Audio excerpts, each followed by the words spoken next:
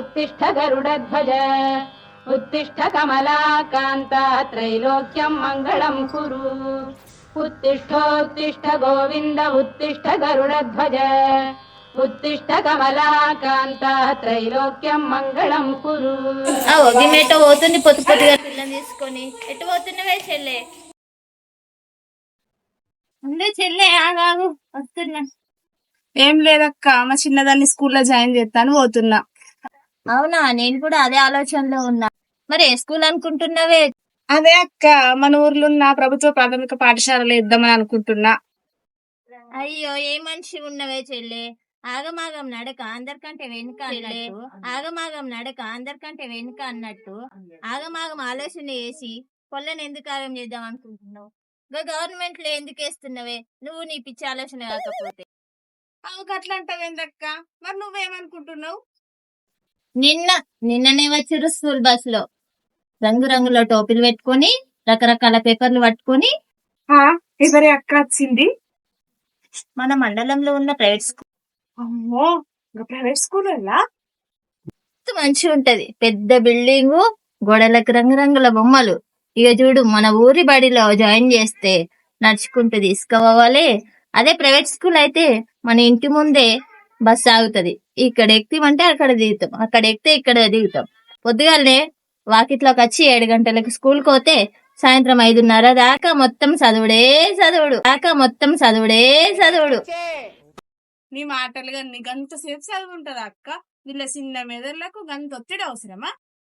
అవును మరి, అంత మంచి అద్దాల మేడలో మన పిల్లలు చదవడం అంటే మామూలేనా?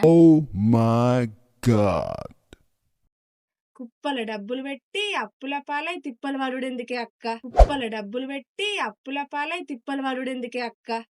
డబ్బులు ఏ పాటే చెల్లే, లక్షల కోట్ల మన పిల్లల కోసం గాయంత ఖర్చు పెట్టుకోలేమా?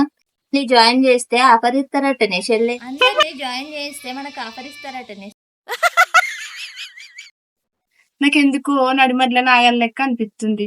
ఎంతకైనా మంచిది ఒకసారి వేరే స్కూల్లో చేసేద్దామా? సరే చూసేద్దాం పదే చెల్లె.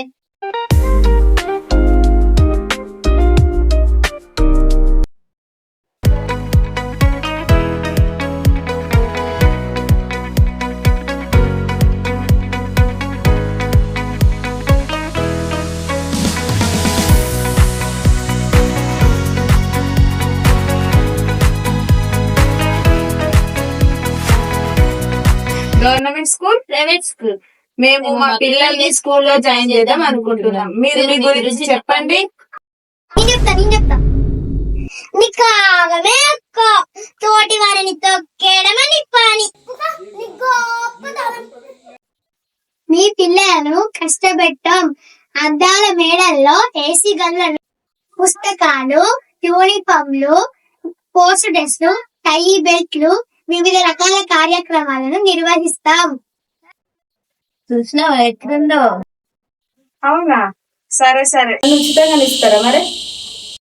లేదు, డబ్బులు చెల్లించాలి.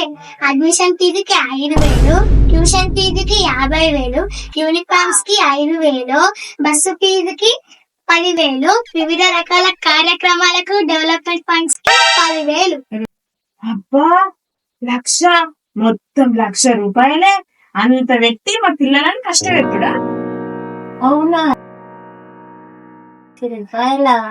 నీ గురించి చెప్పు.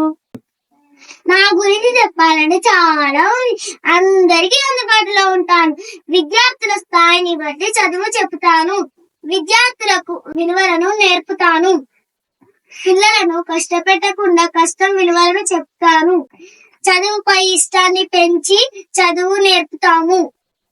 ప్రతి సంవత్సరం 2 జతల యూనిఫామ్స్, పుస్తకాలు మరియు రుచికరమైన మధ్యాహ్న భోజనం కూడా అందిస్తాం. వీటితో పాటు వాళ్ళలాగా టై, బెల్ట్, షూస్ ఇవి కూడా ఇస్తాము. వీటికి కూడా డబ్బులు కట్టదే కదా? లేదు, అన్ని ఉచితమే. అవునా, ఆపరాపర నాగమైదునే చెల్లె. స్కూల్ మాయలో అక్క. ఇక్కడికి వచ్చి మనం ఈ విషయాలు తెలుసుకున్నదేనా ఏమైంది? అద్దాల మేడలు, రంగురంగుల కాగితాలను చూసి అంగంలో పడ్డట్టు అయిపోయింది చెల్లె. అవునే అక్క, నీ మాట తినిపోతే నిండా మునుగుదు. అవునే చెల్లె. వీళ్ళ మాటలు విన్న తర్వాత నాకు కూడా గవర్నమెంట్ స్కూల్ కి పోవాలనిపిస్తుంది. ఈ ఒత్తి చదువు నా వల్ల కాదు బాబాయ్. ఈ సంవత్సరం నుండి మా పాఠశాలలో ఏఐని ఉపయోగించి కంప్యూటర్ ద్వారా విద్యా బోధన చేస్తారు. ఇప్పుడు చెప్పే అక్క, ఏ స్కూల్లో జాయిన్ చేద్దామంటావు? ఇంకేమంటనే చెల్లె, ఇవన్నీ విన్న తర్వాత మనం కూడా మన పిల్లల్ని గవర్నమెంట్ స్కూల్లోనే వేద్దాం. మన పిల్లలతో పాటు ఊర్లో ఉన్న వాళ్ళందరి పిల్లలని గవర్నమెంట్ స్కూల్లో చేర్పిద్దామని చెప్పదాం.